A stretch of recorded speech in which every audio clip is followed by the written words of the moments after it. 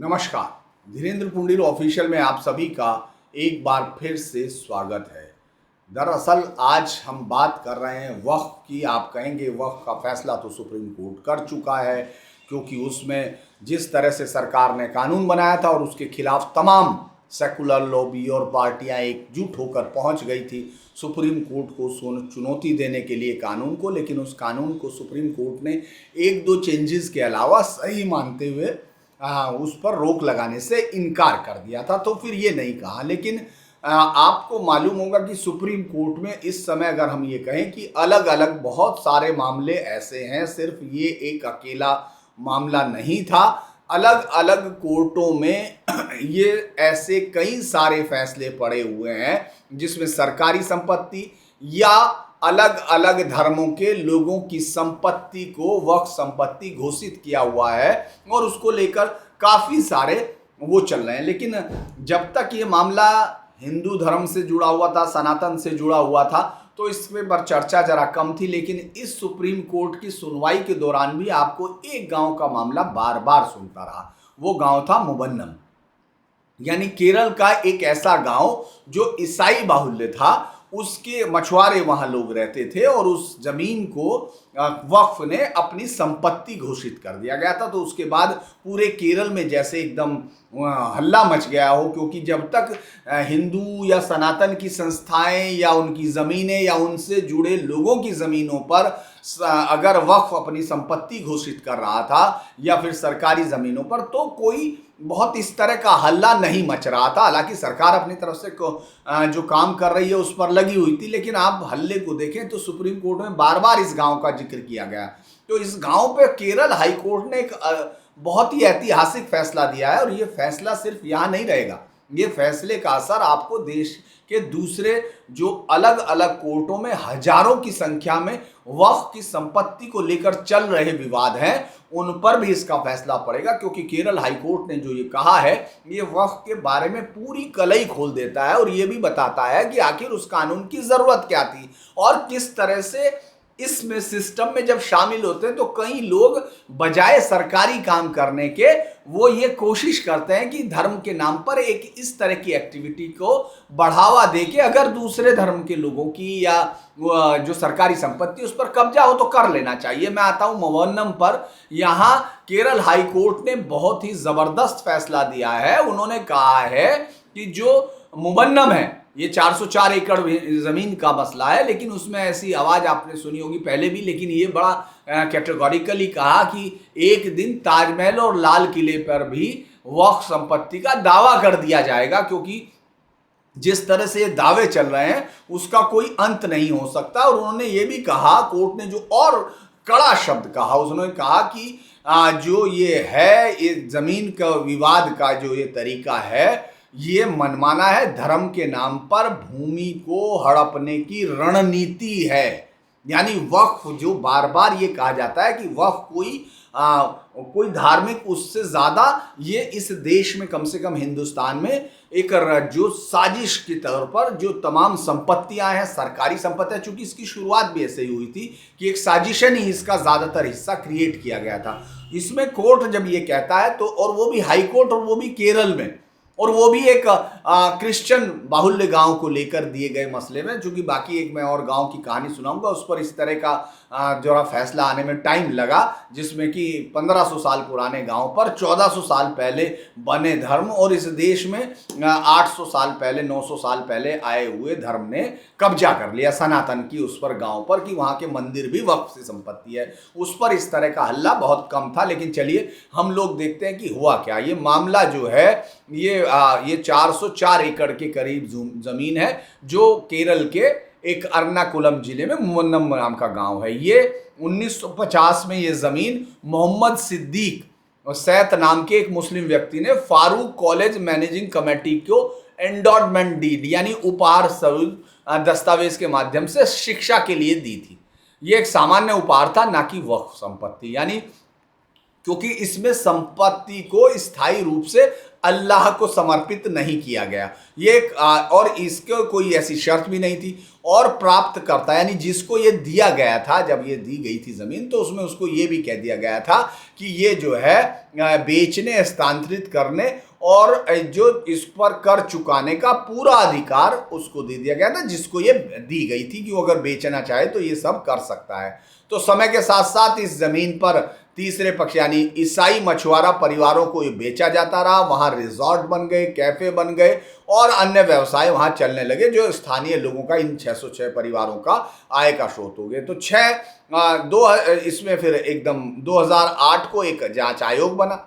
उसमें पूर्व जज जिला जज थे M.A. निशार। अब आप नाम सुन लीजिए, ये पूर्व जिला जज थे। एक जांच आयोग, चूंकि इस पर विवाद शुरू हो गया कि साहब ये संपत्ति स्कूल की, अब वो उनसे खाली कराना चाहते थे। वहाँ के लोगों ने जो इनको नोटिस दे दिए गए कि ये संपत्ति है, तो इस पर फिर बहुत बहस शुरू हो गई। आखिरकार 2008 में, चूंकि ये मामला क्रिश्चियन लोगों से जुड़ा हुआ था, तो एक बड़ी लॉबी थी, उसमें यूपीए भी शामिल हो रहा था और उसमें जो LDF है और UDF दोनों के लिए वो वोट बैंक का मसला हो गया था। तो उस पर काफ़ी विवाद के बाद एक आयोग बना, जांच आयोग, जिसको जिम्मेदारी दी गई पूर्व जिला जज M.A. निसार को। और उन्होंने कहा कि साहब इसको वक्फ संपत्ति घोषित कर दिया जाए। निसार साहब को लगा कि ये चूंकि भाई नाम जुड़ गया, तो अब ये तो संपत्ति तो घोषित होनी चाहिए। अब ये जो है इस पर वक्फ संपत्ति को घोषित करने की उन्होंने सिफारिश कर दी। 2019 में केरल वक्फ बोर्ड ने बिना उचित जांच या सर्वे या प्रभावित परिवारों से सुनवाई का कोई मौका दिए बिना, जैसा वो पूरे देश में बाकी सबके साथ करते हैं, इसे जो है वक्फ संपत्ति घोषित कर दिया गया। इनसे अब जो कर वसूली जो ले रहे थे सरकार और वो सब रुक गई और निष्कासन की धमकियां देने लगे और स्थानीय विरोध प्रदर्शन शुरू हो गए, जो सांप्रदायिक तनाव शुरू हो गया। यानी जो वहाँ का भाईचारा था, जो बीजेपी को या किसी ऐसी पार्टी को सत्ता में आने से रोकता था जो सनातन की बात की तरफ जरा से भी झुकी दिखाई दे, तो वहाँ एक गठबंधन में तो मुस्लिम लीग शामिल है, ऑल इंडिया मुस्लिम लीग, जो इस देश के बंटवारे का कम से कम वो पार्टी नहीं, लेकिन ऑल इंडिया मुस्लिम लीग उसका नाम रखा गया। लेकिन मुस्लिम लीग अगर आप साउथ का देखें तो बहुत ही खतरनाक वर्णन आपके सामने आएंगे। तो एक जिम्मेदारी वो वहाँ आज भी जैसे और ताकतवर है, मतलब वो जो मैं आपको आज इसमें एक बड़ा, हम लोग आप इसको जो भी वीडियो को सुन रहे हैं उनको पूरा सुनना चाहिए, क्योंकि मैं बाद में इसमें केरल के और बहुत सारी कहानियां आपको इसके साथ जोड़ के बताऊंगा। और सबसे बड़ी कहानी होगी कि किस तरह से ISIS ने इस पूरे इलाके को, जिसको देश का सर्वाधिक पढ़ा लिखा इलाका कहा जाता है, अपना होम ग्राउंड, प्ले ग्राउंड कराया, और जिस पर हम लोग नहीं, UN एजेंसी कह रही है, जिसपे उसकी रिपोर्ट में है, तो उस पर भी बात करेंगे। लेकिन पहले इससे थोड़ा सा आगे बढ़ जाए। तो अब उसमें उनके बाद ये जो है 2024 को केरल सरकार ने, चूंकि अब वो शुरू हो गया, स्थानीय तनाव शुरू हो गया, और वो वोट बैंक जो बहुत ही ज़्यादा इम्पोर्टेंट वोट बैंक है, और तुष्टीकरण की कहानी, और वो वोट बैंक टकरा गए, वैसे भी अल किताब टकरा गए, अगर वैसे कहें थोड़ा सा धार्मिक नज़रिए से कि साहब वो तो एक ही तरह के लोग टकरा गए आपस में, भाई किताब के भाई हैं। तो उसके बाद जो वोट बैंक का जो राजनीतिक ताना बाना था वो टूट रहा था, तो लिहाजा जो LDF की सरकार है उसने क्या किया कि 2024 में केरल सरकार ने एक जांच आयोग जस्टिस CN रामचंद्रन नायर की अध्यक्षता में गठित कर दिया गया, ताकि संपत्ति की स्थिति और बोनाफाइड निवासियों के अधिकारों की जांच हो जाए। इसे ही चुनौती दी गई थी। सिंगल बेंच ने इसको रद्द कर दिया था, लेकिन डिवीजन बेंच ने बहाल किया है। कोर्ट का तर्क और निर्णय है। डिवीजन बेंच में जज थे सुसूत्र अरविंद धर्माधिकारी और जस्टिस श्याम कुमार VM। इन्होंने फैसला सुनाया, ये अभी का फैसला है। उन्होंने सुनाया कि 1950 का दस्तावेज वक्फ नहीं बल्कि एक साधारण उपहार दस्तावेज है, क्योंकि वक्फ के लिए संपत्ति को स्थायी रूप से धार्मिक या परोपकारी वो जो एक समर्पित करने का जो इरादा या कागज होते हैं वो यहाँ नहीं है। वक्फ बोर्ड का जो 2019 का फैसला है वो लगभग 69 ईयर बाद लिया गया, 69 साल की देरी के बाद, और वो भी सर्वे जांच, बिना गजट नोटिफिकेशन और प्रभावितों की सुनवाई के बिना लिया गया, जो प्राकृतिक न्याय के सिद्धांतों के खिलाफ है। ये लैंड ग्रैबिंग टैक्टिस है। जो सैकड़ों परिवारों की आजीविका को प्रभावित करता है। इस देश में इतने सालों से बहुसंख्यक समाज यही चिल्ला चिल्ला के कह रहा है कि ये लैंड ग्रैबिंग टैक्टिस है, इस पर लगाम कसनी चाहिए, लेकिन चूंकि वो कानों पर जू नहीं लग रही है, क्योंकि आपको मालूम है कि केरल से थोड़ा सा आगे चल के कर्नाटक है, जहां सनातन पर या उन पर जिसको इस तरह के बीमारी के तौर पर भी देखा जा सकता है अगर वोट मिलने हो। तो अब उसके बाद कोर्ट ने वक्फ के दावे को रद्द कर दिया, सरकार के जांच आयोग को मंजूरी दे दी, ताकि बोनाफाइड जो वहाँ के लोग हैं उनके बोनाफाइड राइट्स जो है मिलते रहें।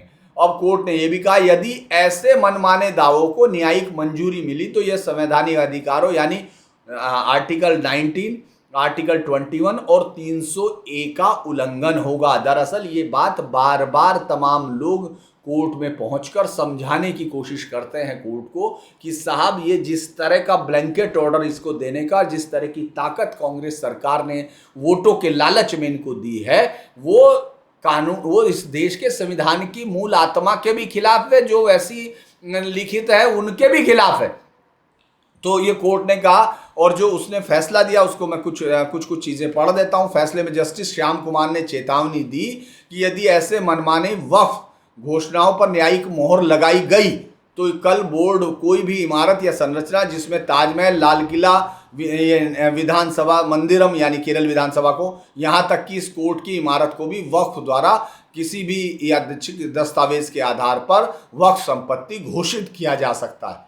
ये जो है बोर्ड की मतलब मनमानी पे इससे तीखा मुझे लगता है प्रहार बहुत रेयर होता है, क्योंकि जो आपको मालूम है उत्तर प्रदेश में 2016 में चल गया था कि ये तो ताजमहल ही वक्फ संपत्ति, उस पर दावा ठोक दिया गया था। बाद में फिर पता चला शिया बोर्ड भी पहुंच गया, कहने साहब ये तो अर्जुमंद बानो बेगम यानी मुमताज जो महल जिसका नाम दिया गया, जो शाहजहां के 19वें बच्चे 14वें बच्चे को जन्म देते हुए मर गई थी, और वो कितनी बीवी थी, उसके मरने के कुछ ही दिन बाद शाहजहां ने एक और शादी कर ली थी उसकी छोटी बहन के साथ, और बहुत सारी बेगमों में से एक थी। तो उसके प्यार के लिए इतना अनुपम जो वो बनाया गया, उसको भी उसने कहा क्योंकि अर्जुमंद बानो शिया थी तो लिहाजा ये शिया संपत्ति होगी। तो यह अलग बात है कि कोर्ट ने उस सब को उड़ा दिया था, लेकिन ये उस तरफ इशारा कर रहा है। ये कानूनी बल्कि राजनीतिक रूप से ये फैसला बहुत महत्वपूर्ण है, क्योंकि वक्फ की संपत्तियां धार्मिक संपत्तियों के प्रबंधन और तमाम चीज़ों पर जिस तरह के सवाल उठ रहे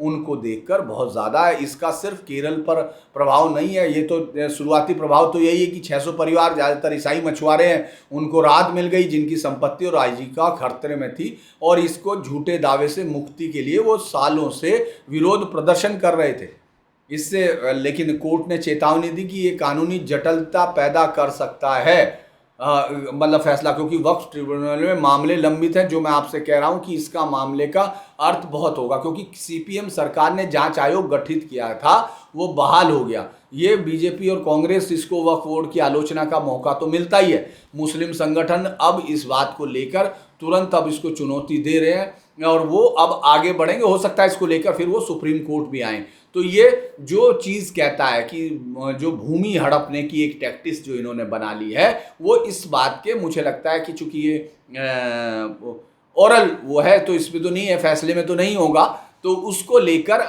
नहीं, फैसले में भी अगर है तो उसके खिलाफ वो सुप्रीम कोर्ट देगा। और ये वक्फ सुधारों का जो बिल 2024 का था, यानी जो 2025 में सरकार लाई है, वो इस बोर्डों की मनमानी पर नियंत्रण रखने की ताकत देगा। केंद्रीय मंत्री रिजिजू ने कहा था कि मुनम्मम में न्याय है वो संशोधन से नहीं मिलेगा बल्कि ऐसे फैसलों से मिलेगा। ये बीजेपी के नैरेटिव को मजबूत करता है। अगर हम लोग, अब वो आपको मालूम है कि इस पर राजनीति क्या होगी, इसे वक्फ बोर्ड की लूट के खिलाफ जहां बहुत सारे लोगों ने जीत माना है, तो वामपंथी वहां सत्ता में होते हुए भी वहां की राजनीतिक इकाइयों को लगता है कि ये नुकसान का फैसला है। ये उनको लगता है कि इसको जो है ये फैसला, लेकिन इसको देखें तो जो अलग जो वक्फ बोर्ड के चल रहे हैं, मैं आपको अन्य राज्यों की तरफ ले जाता हूं कि क्यों मैं इसका कह रहा हूं कि ये बहुत बड़ा मामला बनता है। दरअसल वक्फ बोर्ड का ये हालिया फैसला ये अलग अलग राज्यों में जाएगा। कर्नाटक में वक्फ विवाद के चलते किसानों की भूमि पे दावे चल रहे थे, बड़े पैमाने पर विरोध प्रदर्शन है। विजयपुरा जिला विवाद 2024 में एक दस्तावेजी जो प्रॉब्लम वो सिर्फ गलती करके बोर्ड ने किसानों को नोटिस जारी कर दिए कि साहब ये जो है खाली कर दीजिए। वो वहाँ सैकड़ों सालों से उनके परिवार रह रहे हैं, वो कैसे खाली कर दें। तो उस पर विरोध शुरू हो गया, भाजपा और कांग्रेस के बीच में राजनीति शुरू होगी। किसानों ने पीढ़ियों से अपनी भूमि के जो दावे हैं वो साबित किए और इसको वक्फ की एक बड़ी चुनौती हो गई। इसी तरह से एक भूमि घोटाला मामला चल रहा, वहाँ कर्नाटक स्टेट माइनॉरिटी कमीशन की रिपोर्ट में 1500 एकड़ की ज़मीन थी, वो कह रहे कि ये वक्फ बोर्ड ने दुरुपयोग करके इधर उधर दे दी। ये ज़्यादा से ज़्यादा 18 राज्यों में से 4000 से ज़्यादा एनक्रोचमेंट के केस दर्ज है। इसमें माफ़ कीजिएगा, राज्य में, इसी कर्नाटक में 4000 से ज़्यादा एनक्रोचमेंट के केस दर्ज हैं, जहां किसानों से पीढ़ियों से खेती हो रही है, उनके परिवार रह रहे हैं, लेकिन वो अपनी बोर्ड ने, अब वक्फ बोर्ड ने संपत्ति घोषित किया हुआ। तो ये सब मामले हैं। बल्लारी है, चित्रदुर्गा है, यादगीर है, धारवाड़ में, वहाँ सरकार ने निष्कासन न करने के फैसले लिए, यानी वो इनके खिलाफ न जाते हुए एक दूसरी पतली गली खोज ली गई कि साहब ये राजनीतिक तौर पर संवेदनशील हो सकता है और अगर हम सत्ता से चले गए तो बोर्डों को कहा गया कि आपको भी दिक्कत होगी, तो लिहाजा बोर्ड उनको लेकर अभी आगे कहीं नहीं जा रहे हैं। तो यहाँ सब जगह वो चल रहा। उत्तर प्रदेश तो बड़ा ही दिलचस्प है, आपको मालूम है 2 लाख से ज़्यादा संपत्तियाँ यहाँ, सबसे ज़्यादा करीब 2 लाख वक्फ संपत्तियां हैं। और चूंकि वो इसलिए हैं क्योंकि जो पाकिस्तान गए थे वो भी बाद में ये ताकत उनको दे दी गई कि वो आए और वक्फ लिख के चले जाए, मतलब वो चले गए, सरकार की हो जानी चाहिए थी, एनिमेशन प्रॉपर्टी होनी चाहिए थी, लेकिन नहीं, वो तो एक जो साजिश, जो टैक्टिस है, वो पहले दिन से, मैं इसीलिए कह रहा हूँ कि आज़ादी के बाद से ही ये शुरू कर दिया गया था। तो इसके बाद उत्तर प्रदेश में 3044 ऐसी वक्फ संपत्तियां हैं जिन पर विवाद चल रहा है। 57,000 सरकारी संपत्तियों पर बोर्ड ने दावा किया हुआ है। 40 जिलों में सैकड़ों संपत्तियां रिकॉर्ड में है लेकिन विवाद में फंसी हुई हैं। इंक्रोचमेंट और लिटिगेशन का 58,889 संपत्तियां इंक्रोच्ड हैं, 13,000 से ज्यादा लिटिगेशन में है। और इसीलिए जो सबसे बड़ी दिक्कत है, अब उम्मीद पोर्टल में आपको तो करना है। अब आप देख रहे होंगे कि अभी इस तरह से वो कोर्ट में फिर जा रहे हैं, हमको टाइम दे दो, क्योंकि 6 महीने के अंदर अंदर इन तमाम वक्फों को अपनी संपत्ति, जो भी लोग उस पर मुतवल्ली है, उनको उम्मीद में डालनी थी। तो वहां तो डल नहीं पा रही क्योंकि कागज चाहिए, कागज है नहीं, कागज की जरूरत नहीं क्योंकि जमीन तो अल्लाह की है। और इसके बाद तो सबसे बड़ी दिक्कत यह है कि वक्फ संशोधन बिल से जो 98% इस तरह की प्रॉपर्टीज हैं वो जोखिम में आ जाएंगी। और जोखिम का मतलब है कि वो प्रॉपर्टी उनके हाथ से चली जाएगी। जो मुजफ्फरनगर में भी 300 से ज़्यादा लोगों को नोटिस मिले थे और ऑडिट अनिवार्य किया। तो ये एक बड़ा मसला है। गुजरात में वक्फ बोर्ड पर दुरुपयोग का मामला चल रहा है। वहां सूरत म्युनिसिपल बोर्ड की इमारत को ही उन्होंने वक्फ संपत्ति घोषित कर दिया था साहब। अब इस पर सरकारी बिल्डिंग है। अब ताला गांव है, वहां उसमें फॉरेस्ट लैंड है। देवगढ़ बारिया में 1200 एकड़ लैंड है और अन्य 5 केस जहां बोर्ड ने मनमाने दावे किए हुए हैं। राज्य में लगभग 40,000 के करीब वक्फ संपत्तियां, लेकिन विवादों में जो ज़्यादा मामला चल रहा है वो बहुत सारे चल रहे। और इसीलिए ये तमाम वहाँ चला। मध्य प्रदेश में आपको मालूम है, मध्य प्रदेश में भी इतनी ही संपत्तियां, मैं इस तरह से आपको रिकॉर्ड बताऊंगा तो शायद आपको ये बोझिल हो जाएगा, आपको लगेगा कि ये किस तरह से। लेकिन मैं 1-2 आंध्रा में जो है वो बड़ा इंटरेस्टिंग है। वहाँ जिनमें से कई सरकारी संपत्तियां राज्य सरकार ने ऐसे बोर्ड को ही भंग कर दिया। उन्होंने कहा कि साहब जो है ये ताकि बड़ी दिक्कत ना आए। और वक्फ बाई यूज़र पर सुप्रीम कोर्ट ने जो सवाल उठाए थे वो सब चीज़ों का असर पड़ेगा। बंगाल में भी 3742 संपत्तियां विवादित हैं, जो सबसे ज़्यादा हैं वहाँ। तो अब अगर हम लोग ये देखते हैं कि लगातार ये वक्फ संपत्तियों पर सुप्रीम कोर्ट के आदेश के बावजूद भी हाई कोर्टों में जो मामले चल रहे हैं, उस पर मुझे लगता है कि बड़ा मामला बन के तैयार होगा। और उस पर हम लोग और देखेंगे कि किस तरह से वहाँ उनके फैसले क्या आते हैं, क्योंकि उत्तर प्रदेश में इस तरह के कुछ फैसले आते रहे हैं। जो मैं जिसकी बात कर रहा था वो बड़ा इंटरेस्टिंग मामला है, वो तमिलनाडु का है। तमिलनाडु में वक्फ विवाद संपत्ति में जो बोर्ड के दावे थे उनको लेके है, जैसे गाँव की ज़मीन का था। तो ये जिसमें डीएमके ने क्या किया है, अप्रैल 2025 में जो राष्ट्रीय स्तर पर वक्फ संशोधन बिल अधिनियम जो आया था उसको इसने उसमें 2 वक्फ बाई यूज़र ख़त्म कर दिया। तो पुराने मामले को लेकर जो अनिश्चितता बनी हुई है, तो इस अधिनियम का विरोध करते हुए डीएमके ने कहा था कि ये मुस्लिम विरोधी है। और अब हम अगर देखें विवाद क्या है, जो सबसे बड़ा विवाद है, बोर्ड ने मुख्य रूप से हिंदू बहुल्य गांवों में भूमि और ज़मीनों पर कब्जे किए गए।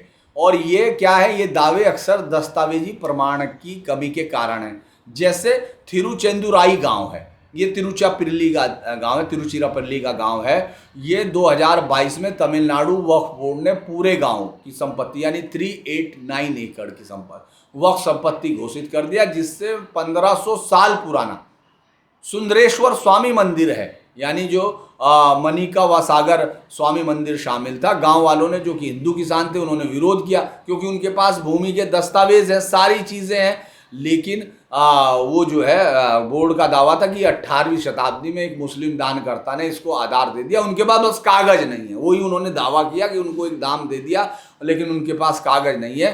अप्रैल 2025 का जब ये अधिनियम पारित हुआ, तब से वहाँ रोक लग गई है, क्योंकि ऐसे दावों को सीमित कर दिया गया। हालांकि स्थानीय प्रशासन ने बोर्ड को नोटिस लेने के लिए कहा था। ये मामला अब भी सुप्रीम कोर्ट में लंबित है। 5 गांववासी इससे भूमि हड़पने का प्रयास बना रहे हैं। और आप ये समझ रहे हैं, भूमि हड़पने के प्रयास के तौर पर अगर वो कह रहे हैं, तो अब तो सुप्रीम कोर्ट नहीं तो हाई कोर्ट ने तो कम से कम क्लियर कह ही दिया है कि ये टैक्टिस है। दूसरा है एक वो मैंने आपको चिरू बताया, तो दूसरा थट्टकुड्डन गांव है, ये तंजावुर जिले का है। ये 2022 में इसमें बोर्ड ने पूरे गांव पे दावा कर दिया था, इसमें भी मंजूर शामिल था, लेकिन गांव वालों ने दस्तावेज दिखाया और बोर्ड ने 18वीं शताब्दी का रिकॉर्ड दिखाया। 2025 के अधिनियम से सीधा प्रभावित होता, मामला अनसुलझा है और राजनीतिक प्रदर्शन वहां जारी है। इसी तरह एक और गांव है विरंचीपुरम, ये वेल्लोर जिले का है।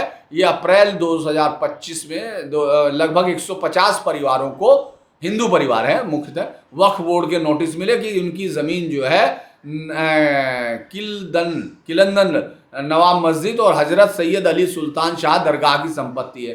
परिवार वालों ने उनको दिखाया, पट्टे दिखाए, वीडियो से वहाँ रहने का हुआ है। लेकिन साहब जो हेरिडिटरी मुतवल्ली है एफ सैयद खत्म ने कहा कि साहब ये तो 1954 से उनके रिकॉर्ड उनके पास है और उनको किराया देना चाहिए नागरिकों को। गांव वालों के पास बहुत पुराने हैं, वो गांव हिंदुओं का है, लेकिन साहब उनके पास 1954 का आ गया, तो वह अभी जिला कलेक्टर ने इसमें जांच शुरू कर दी और निवासियों को कह दिया कि वो किराया ना दें।